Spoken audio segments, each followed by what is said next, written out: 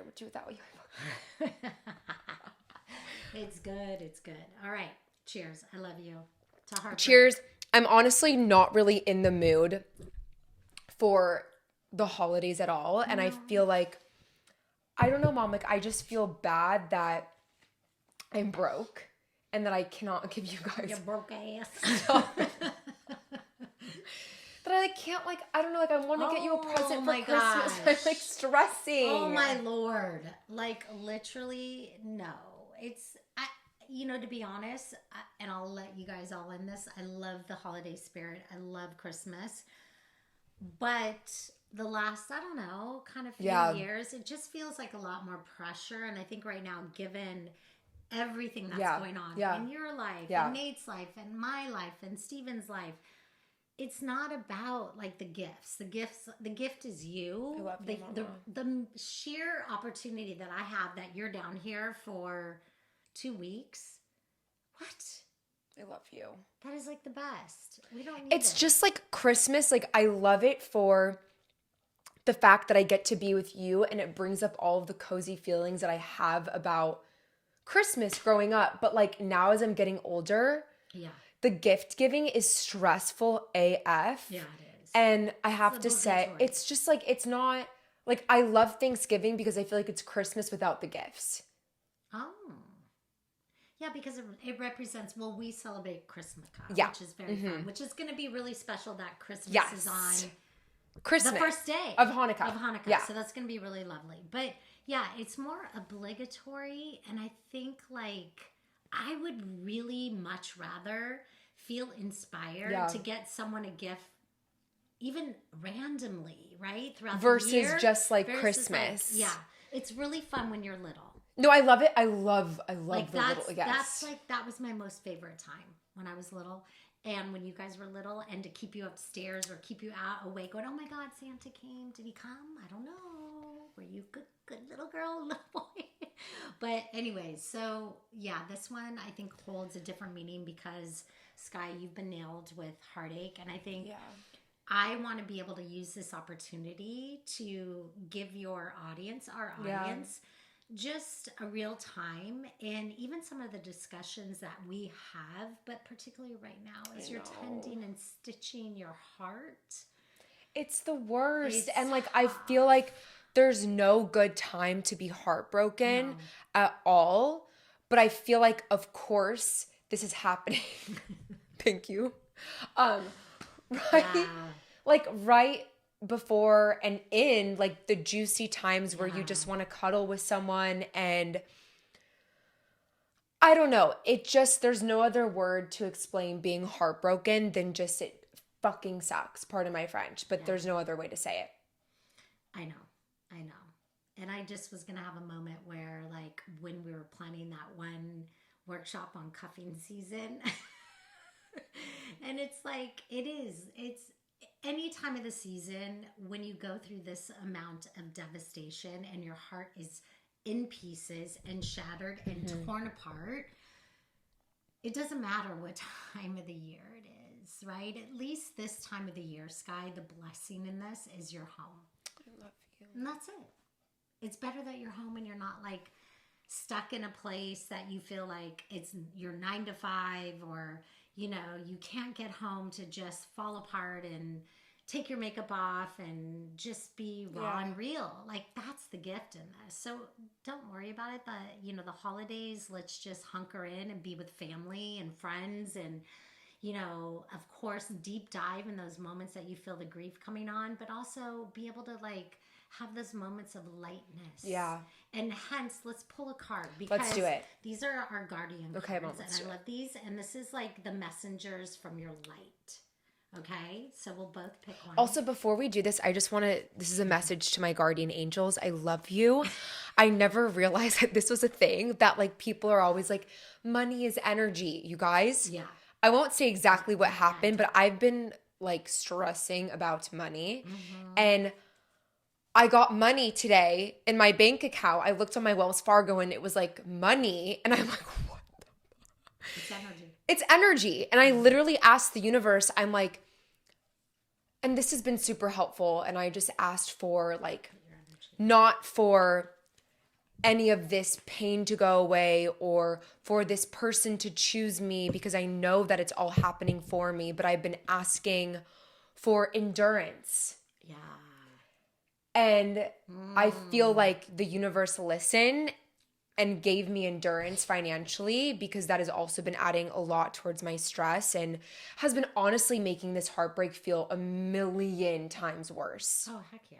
Like, it would be a lot easier if I had to study 9 to 5 right now and some other stability. But, like, of course, it had to happen. I mean, when you were knocked down, you were like punched multiple times. And, you know, you're rising.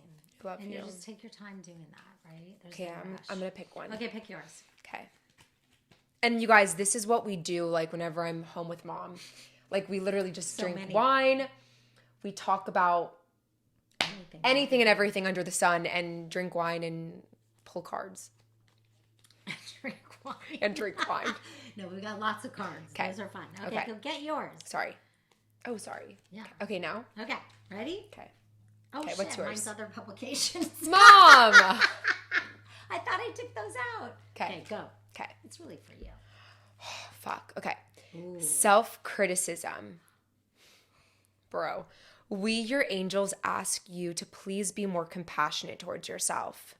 Observe the times when you have critical thoughts about you and make an effort to replace those negative thoughts with your positive, loving ones. I'm going to get emotional because I'm so mean to myself. I think I'm like, I just think through this time, I've just been feeling lots of thoughts of like not feeling worthy. And yeah, like, I know. I completely get that. You are wondrous being of light, even if at times you think you are less than perfect. Remember that the universe and divine perfection exists in all things, even heartbreak. Dang. Okay, what's yours, Mom? Okay, mine is balance. Okay, tell me. Okay, if I can read this. Okay. Difference is necessary part of human evolution, and everything in life is comprised of opposites, which together make life whole. If you light a candle in a room, flooded with light, and the light in your candle would be indistinguishable. That's kind of like a little silly, but indistinguishable from the light which already exists. Because of darkness, we are able to perceive light. Both are necessary. So how I interpret this. Precipitate. How I interpret this is really, I don't know if I fully believe balance in one's life always exists or can exist, because I think it's a constant like ebb and flow of managing whatever shows up. Now, there are divine moments where you're like, oh, things are flowing beautifully. And then you get nailed and you feel like incredibly overwhelmed. And all you do see is the darkness. But two things can exist at the same time. You can be sad, Sky, right now, and then find a kind of that equanimity or balance in your emotions by going, okay, I'm feeling grief, but look at right now what we're creating. You can feel a sense of life and energy and creation when you've lost something. So there's a bit of that balance and ebb and flow in that, I think. Does that make sense? No, I love that. And I also think that like being heartbroken, I want to normalize like all emotions can exist. Yeah. I'm getting emotional. I know. But like, it's okay to feel absolutely devastated one day or even for 30 minutes or 5 minutes laying in your bed feeling like you can't freaking get up or you don't know what your next step is going to be. And then it's absolutely okay to be with girlfriends and be like, I'm going to be good. Or even from this breakup, like I've had so many aha moments about like the empire that we're building together and like how I want to help girls because I feel like all of this is happening for a reason. And I think I'm just getting little pings of the universe that are like juicy nuggets for like what I can learn and how I can grow from this. But all of this to say, it's not freaking easy by any means. So. Right. So even what you described is balance in the grief. Yeah. Right? And leaning into grief and I think I mentioned this to Sky last night that, when you're in this intense amount of heartache and pain, it's not about like running away from the pain, but the truth is, grief is love. Yeah, I love that. Okay? It really is. Because, like, your ability to have such profound love for another human being and then lose that, first of all, it shows you impermanence and it talks about attachment, and you learn to detach from things while being present and letting that love grow. But when you're knocked to your knees because it's pulled away from you, that's love in its rawest form. What do you raw mean? State. Wait, so what do you mean that when you're knocked to your knees, When that's you're knocked love? to your knees. So like okay. Yeah. Okay, good. Yeah. That's good. So just clarifying. When you were in a relationship, when we're in a relationship, we're seeding the connection, we're seeding the love. Like you want to do that, right? Yeah. It doesn't mean it's perfect. However, when you go through a loss, whether it's through a breakup, through layoff, whatever it be, is, right? You're knocked to your knees. Okay, so you're facing grief, you're facing devastation, but that's one of the casualties of love. And I don't mean casualties in a like, oh my gosh, I'm never going to regain love again, but that's like the opposing experience or emotional feeling and experience of profound, deep, like ecstasy of love and wholeheartedness. Like your heart was ripped and shattered. And I'm like, whoa, okay, this is difficult. Yeah. And in this grief, be in it. Like you can't rush it. You can't run away from this. You face it, you be with it, you welcome it, and it doesn't feel good. And know that that's part of the process of love. Okay, so is this like going to be a thing like with your future partner where you're feeling this immense heartbreak? Like does it? Well, let me put it this way. Yeah. How does love eventually end? You die. Yeah. So that's the painful thing, is realizing even if you find the one, there will eventually be an ending. Sorry. It's just really so hard. I know. So this is just like one of the endings, right? Yeah. And that's what's it's so just hard. so weird because like he's alive and like he's like 15 minutes away from me. Yeah. So like I think that's what makes like. Well, he's not 15 minutes away from you right now. Not right now, but like at home in LA, it's like, how do you, like, obviously you have to protect your heart and your space and like continue on with your life, but like knowing that this person is not dead, that they're very well alive and they chose not to be with you. Yeah. That's so hard. Yeah. So. Like that's their decision. Yes. And is there a higher decision? Yeah. Yeah. Right? So this is the thing. Like, can you accept that he's done that? I think I'm like on the path of accepting it. But like I think there's like still a part of me that's like, I'm going to see him next week and we're going to talk about it, because it's like, it's not even that my brain thinks that, it's more of like my nervous system is so used to seeing him. Right. That it's like, oh, that's just. Right. It's like, that's the way that we kind of in our brains keep contact and keep it alive to a certain degree. There's a bit of a rumination. There's a bit of retelling the story. There's reliving events that occurred. And I think that's what's so painful about picking yourself back up after heartbreak, is going through all of the, not only the emotions, but what your brain is telling you. Yeah. That's tough. So I don't know. It's like, I guess part of this on a bigger level when we talk about grief is life is part of that. Like it's beautiful, but when you can love so deeply, we can't like hold on to it so much to ensure, right, that it's going to be here. Like, and when you can kind of slowly begin to I don't want to say I guess detach from the need for it to be here. I must have it here to be okay. You're not okay right now, and that's okay. Yeah. That's okay, right? Do you need the other person to be okay? In the grief, sometimes we feel like we do. What do you mean to be okay?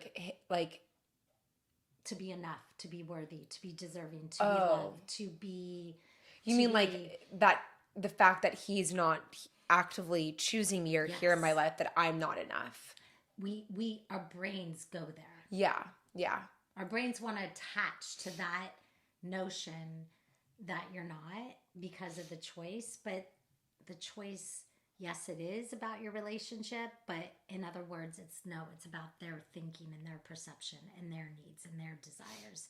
And what are you going to do? Get into that person's brain and try to reorganize that and restructure the process of it and the story of it?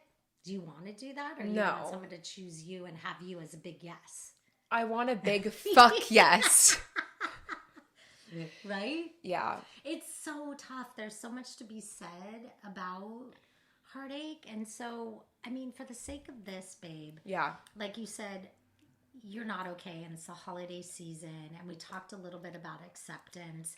And I mentioned to Skylar last night, like, have you accepted this? And she's like, it was really hard to answer. And it's like, we think like accepted, everything's, I'm okay, you're okay, and we're good, and life is flowing. And what do we do in those moments where it's not? I know. And I don't know, it is interesting because I know that like I have to feel all of this in order to, like, I don't know, kind of be the regardless, because I think that we all need to honor where we're at. And in order for me to fully heal from this, I know that everything that I'm feeling right now, I need to process. Yeah. And there is a side of me where like I have accepted it because I know that if this person was my person, I would not be feeling this way and this would not be my reality. No. There would be zero questions. Like even in dating, when like you're at the beginning stages and it's like you should be not questioning anything, I think that should always stand. Like you should always know that you are loved and you are a priority, even when it's hard. Yeah. And so I think I know that to like the depths of my being, but like there are still things that like my nervous system is processing that like my brain can't even understand right now, where I'll just start like crying out of nowhere and I'm like, what? Or I'll get triggered by something. 1,000,000%, Skylar. Or like, and like I have to say, like there are things that I'm learning through like Mel Robbins' podcast, one that she had with her daughter, which was amazing. This book that my mom gave me, which is literally you're like further in it than I am. Very helpful. And one of the things is like the no contact. Yeah. For 30 days. Yeah. And that is something I've been sticking by. But I did like accidentally click on his Instagram and saw that there was like a post of us taken down, and that just, I went down in a complete like rabbit hole and I was not okay for the entire day. So I firmly believe that like that is legit.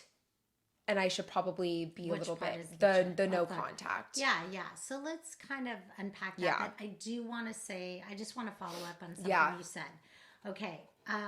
Skylar, you are choosing to use your dream, your passion, regardless, this beautiful space, to unload and literally be naked and take your clothes off and be raw. Yeah, it's fucking scary. Like, it's really hard. So this is a choice you're making, and I guess like, you're not unique, in your heartache. No.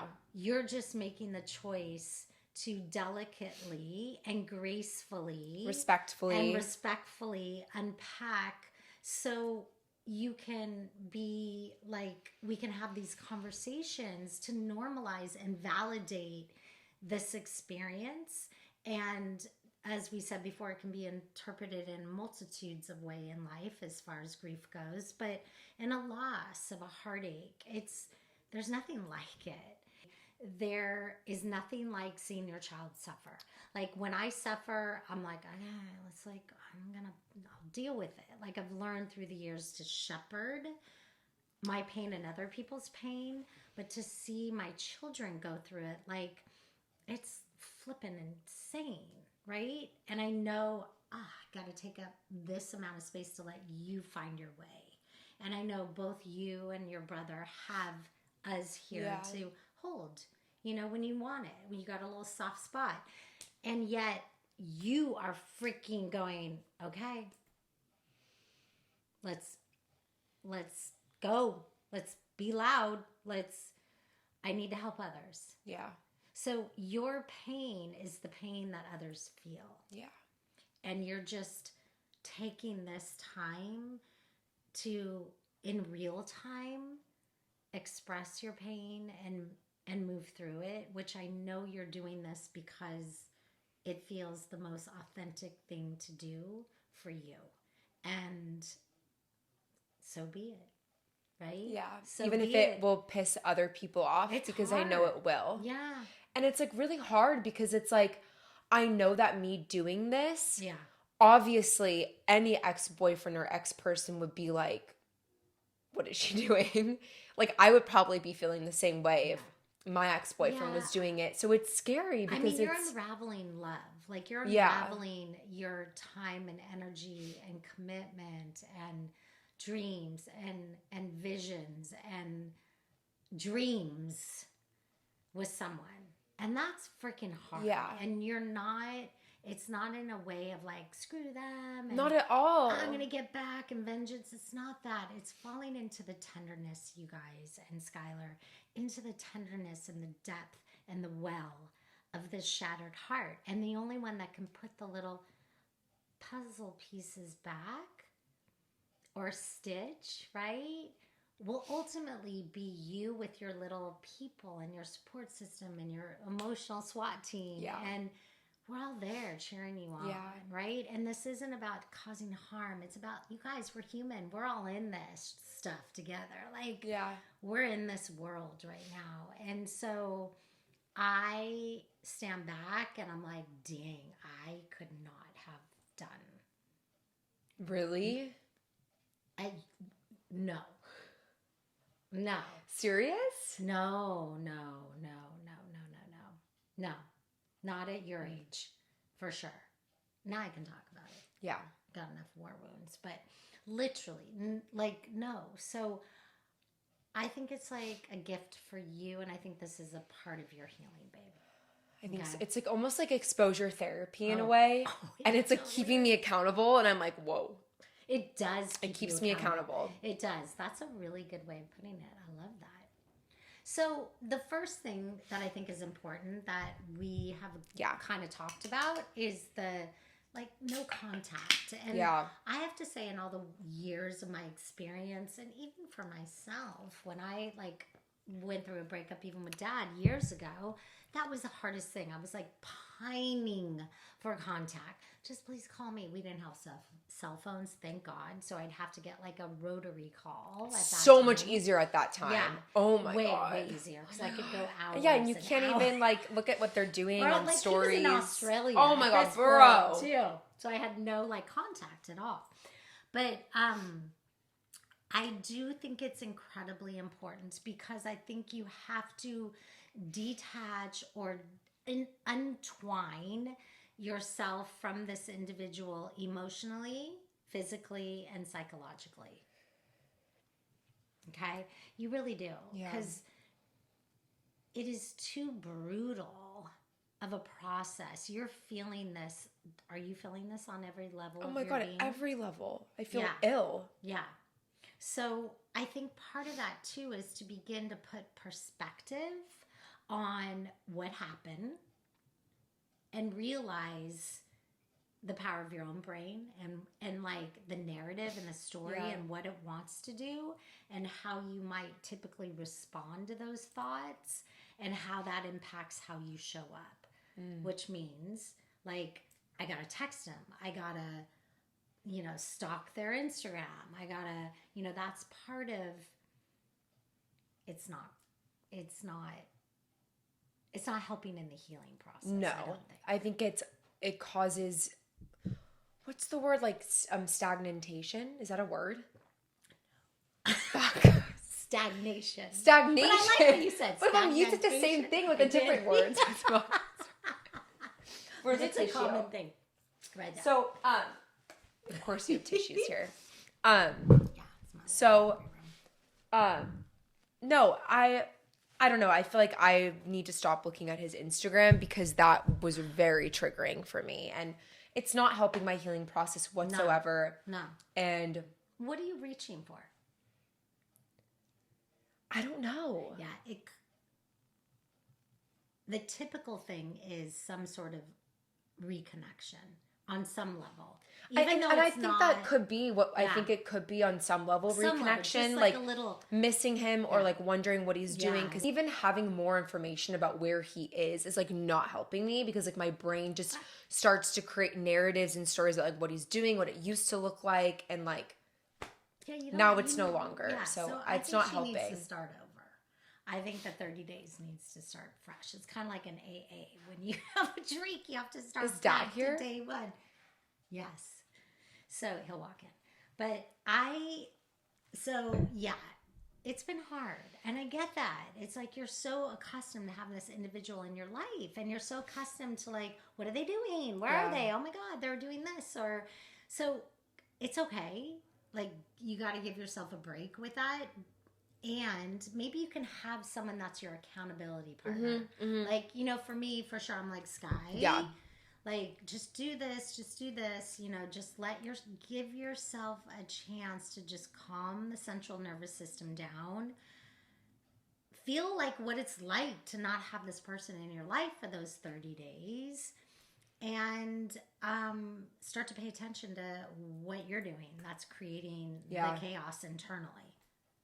Yeah, I agree. Yeah. And I think, there's really no other way unless, you want to make your life hell. Right. There's really no other way. And part of it is, look, I think the hard thing, Sky, is you loved this individual so much, and what you're doing is you're honoring you're honoring them, right? Yeah. It's like, this is what they wanted. What are you going to fight against that? Are you going to change that? Are you going to grovel, that's not you. Like, you have to honor, like, okay, this isn't maybe my decision. Yeah, it's not your decision. It's like not my decision. It's not fully my decision, but like based on the fact that this person didn't choose me, then my decision is not them. Regardless, there's so much to say about that one decision over the other, and who chooses what, and what's right, and like, would you, coulda, woulda, shoulda, eventually, like, I think bottom line is this is where you are, and where do you want to go? Yeah. Where do you want to go? So there are things that keep us stuck. Should we go over those? Or Let's do it. And what do we think keeps us stuck, Mama? Should I look at some of this? Yeah, let's do it. Okay. I think these are cool because they're like the 7 excuses that will keep you stuck. Okay, let's talk about it. Okay. Why can't we be friends? Hell no. Do you think that's possible? No, because you're going to have sex with them. Yeah. Well, that's a whole that's stuckness. But we'll get to that. No, friends does not work. Why do you think, Mama? I think because one of the duo is typically, obviously, more emotionally involved or attached and wasn't really ready for the breakup. Yeah. And so there's still, again, like we were saying, that need to be connected and, needing the relationship to proceed. And what we often do is like, okay, we broke up because he thinks I'm too dependent. Let's just pretend. Mm-hmm. And so it's like, he thinks I'm too dependent would mean I need to be less dependent. So this is what I'm going to do. It's not really inherent changes, right? There's not, I don't know. I just think it's, if you're going to be friends with your ex, I would suggest still do the no contact. Yeah. Because you need to for 30 detox days. Emotionally, physically, and psychologically. I agree. And then I think like you can revisit that, but that would tell me there's not that much of an emotional investment into the relationship if you can just go from lovers to your brother to friends. And usually I think, Sky, one person wants to be friends and the other one's like doesn't. So is it something that both of you agree on? And if it is, then okay, maybe it was. But I also think that like you can't. There's no way after 30 days if someone's like, I'm chill to be friends, and it was especially when like in the relationship 30 days earlier you're talking about marrying this person or having kids together one day. I'm sorry, that is not real. So I think it's circumstantial, but all in all, we both go. Okay, next one. All right, the next excuse that, this is a good one, y'all. That keeps us stuck. I must have closure.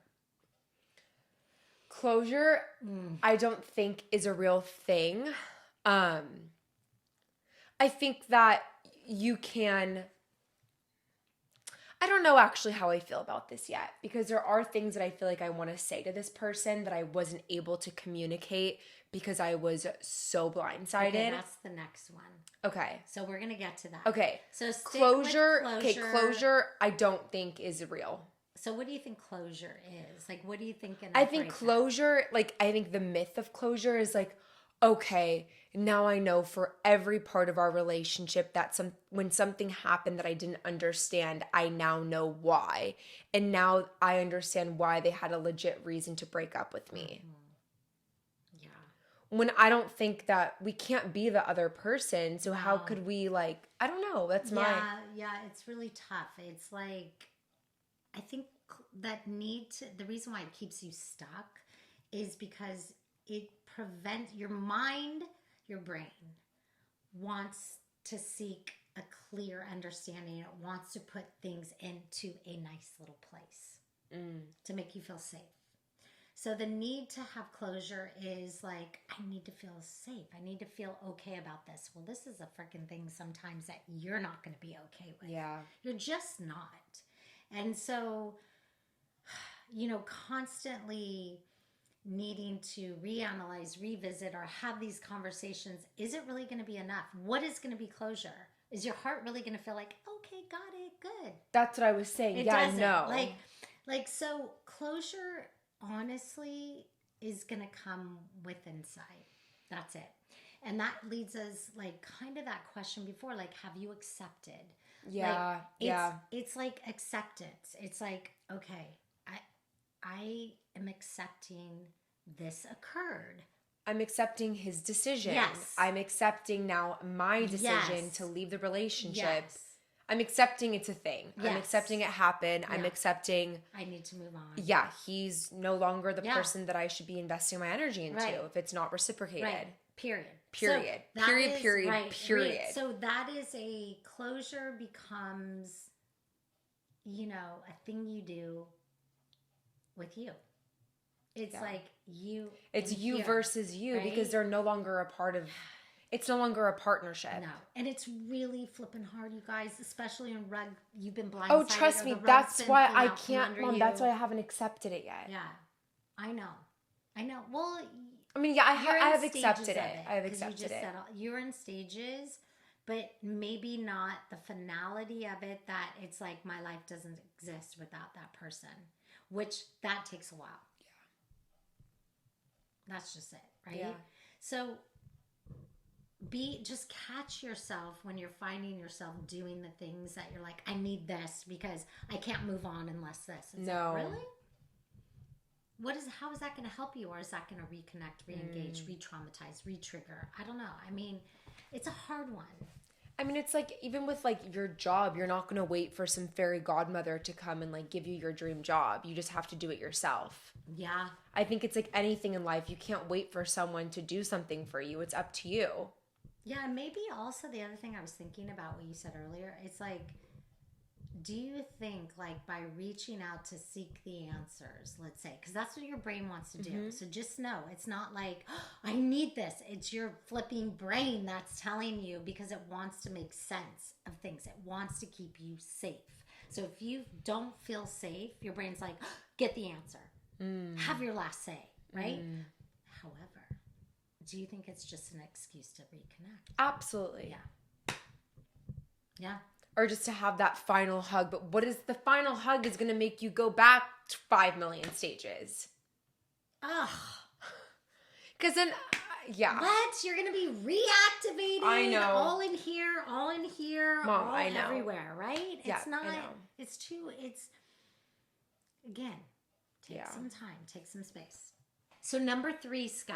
Yes. I think you mentioned this, so we don't have to spend lots of time on And this. we can even do only half of it today. Yeah. That's we'll a great have idea. another one. Okay, so I just need, this is what keeps you keeps you stuck. I just need to make sense of it all. And I just have one more thing to say to you before I go. Oh. But This is hard, y'all. This is hard, right? But what?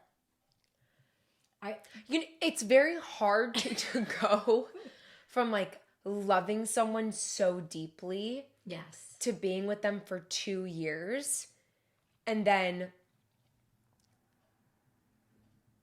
what the fuck? You're not like, you can never see this person again in your life.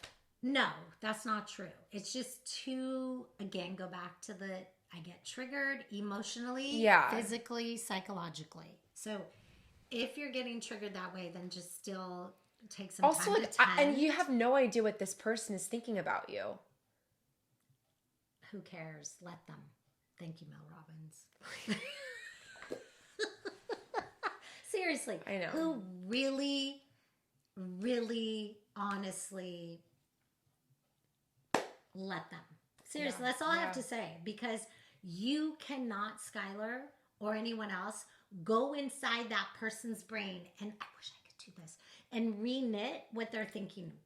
You have no control over that. So why are you obsessing and worrying? Yeah, Not I don't just know. you, I know. but obsessing about what the other person is thinking. Well, the first thing I have to say is probably because there's a bent towards the need for approval, the need to be liked, the need to be like seen in a particular light. I get that. Totally get that. Okay? It's okay. Just acknowledge that. However, you have to like look at, they've made their decision for whatever reason. And I honestly think this one's hard. Like, I just have one more thing to say because I'm kind of that person. Yeah. Well, I am too. I'm kind of that person. Well, especially when you're the one that's getting broken up with, because for me, when it happened, I was actually like, what's the word? Hyperventilating. I was hyperventilating. Like, I couldn't get my shit. I eventually did, and I'm very proud of myself. Yeah. But now there are moments that I'm like, oh my God, I wish I said this, or I need to understand, like, when was this decision made? And it's almost like, okay, when I talk to like my higher self, like, why would I need to know that? Because that wouldn't change anything that happened. Like, I already know my answer that he's not my person, because first of all, he didn't choose me. Right. But the result of this would not change even if I knew when he made his decision. Yeah, I know. There's a lot. I don't know. It's a lot. No, there's a lot in there. I think like what I'd have to say is in the hyperventilating moment, you all you're doing is survival. Skylar, you were hijacked. You were in fight or flight. You were like, what is going on? You know, you didn't even get the opportunity to have your 2 cents. No. You know, or at least communicate or unpack or process or discuss or have an opinion. Or even like come to a decision together. So like the need to go, I have one more thing to say, is fair. Just, I kind of feel like be aware. And if it's like you have this need to speak your mind and or be heard. Yeah. Because you're deserving of being heard. Because your future self's like, you're not going to be like tossed aside like that, or your future self is like, your words are valid, your experience is valid, then, you know, I'm kind of like, yeah, maybe there is a time that but you're not doing this to reconnect in a way that's re-instigating. It's like, I am saying this because I didn't get a chance, and I am worthy and deserving of having my word, having my say. Kind of something in that it's line. like understanding I'm a little on the fence with that. It's like understanding the root of why you're doing that. Always. And I think if you do that, you have to be okay with any result. Oh my gosh. You have to be okay with him or her responding and being like, fuck off, fuck you. Yeah. You have to be okay with them not responding. Right? You have to be okay with them being like, I fucked up. I want you back. I think it's like, yes, you have to be in a solid and healthy enough place to present that to them. And I know for sure right now I'm not there. Yeah, so there you go. So like that's my answer right now. Like I would crawl and I'm not even going to say it. I would So I think what Skylar just did, which I love, that is one of your heartbreak like suggestions and tools and first aid. It's like, don't be going down that path if you have some ulterior motive. You have to know with any decision you make, you have to be okay with the consequences, because every decision will have an action that has a result or a consequence. It's positive, negative, neutral.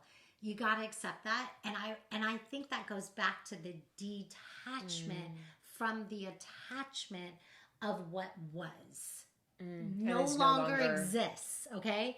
That is why I have to say, and we could stop if you want, but that's why I have to say, this type of relationships that go, we're together, we're broken up, we're together, we're broken up, we're together, we're broken up. That doesn't work. No, because what was is no longer. If it was still a thing, it means it was working. So it's no longer because it doesn't work. And so if you're choosing to restructure, reorganize, you got to do that. You got to do, like, we are taking a break because I need to work on me. You need to work on you. And we'll come back to see, does this work? Well, you didn't get that chance to do that.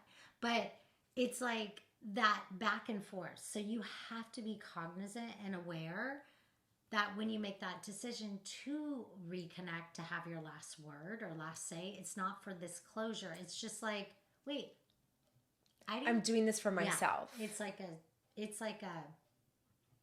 it can reopen the wounds though, because we know that happened. Yeah. Natty. So it can. I mean, I feel like it would happen to any human being. I mean, how could it not?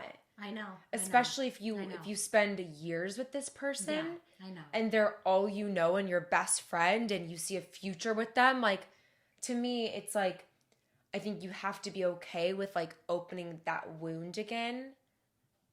It's a good measurement for sure. I don't know. Like it is interesting because even with like my ex, 2 exes ago, I like broke up with him. And like we spoke again like maybe like months after, and like we never got officially back together, but I was like okay, but I know he wasn't, and like that's something that I regret and I feel bad about. But see, it doesn't make it any easier. Like, you happen to have the one where the rug was pulled out from under you this time, but it doesn't make it any easier to be the person that's making breaking the decision up. to do No, it. I think it's even harder. Yeah, I mean, there's a lot of like feelings of guilt. Am I making the right decision? Self-doubt. Like, oh my God, like, did I handle that right? Like, I hurt this person. I don't want to hurt this person. Like, it is rough. All around it's rough. Yeah. So. And I think I think throughout this, and I think we put a pause in this, and I think we're going to restart for the next episode just to keep it cutesies. Sure. But I don't know. I think through all of this, and even with the layoff, like, I know that I could easily just roll over and not be a human and like be a victim. And I do have moments where like I think it's healthy to be a victim and be sad. Well, yeah. Because you have to feel all of it. But I also know that this is all happening for a reason. And I know through all of this, like, regardless, I'd rather grow and I'd rather see, like, what I can create from it. Yeah. And I loved what Mel Robbins said. She said, it's your responsibility. Wait, what to walk? Was it Wait, to walk me. forward? To walk forward. Yeah. Okay. Okay. We actually need to make sure because I want to say it. Correct. Okay. The greatest love of your life is on the road ahead, and it's your responsibility to start walking towards them. Yeah. That, whoa. Talk about like accountability for everything and just taking action and of course taking the time. You can't rush pain. No. You can't rush grief. It's got its own mind of its own. It really does. And you know, like I said, this is one kind of powerful thing too is like you're going to feel pain, right? But it's the suffering that we have a choice to do something about it, you know, and that's kind of what you're talking about, Skylar, is regardless of pain, I'm going to feel it. I'm going to experience it. I'm going to move through this. I'm going to learn from it. I'm going to grow and I'm going to rise. Like I'm going to pick myself back up because what choice do I have? No other choice. I mean, people do take the other choice, but that's not living. That's not taking radical responsibility for your future and what awaits you and the dreams that are just like you're working towards that right now, right? So I think, you just can't rush this. I love you too. We did it. I love you so much. So much. I hope it worked. Me too. I think it did. Oh. Oh my God. What? We're done. Hey.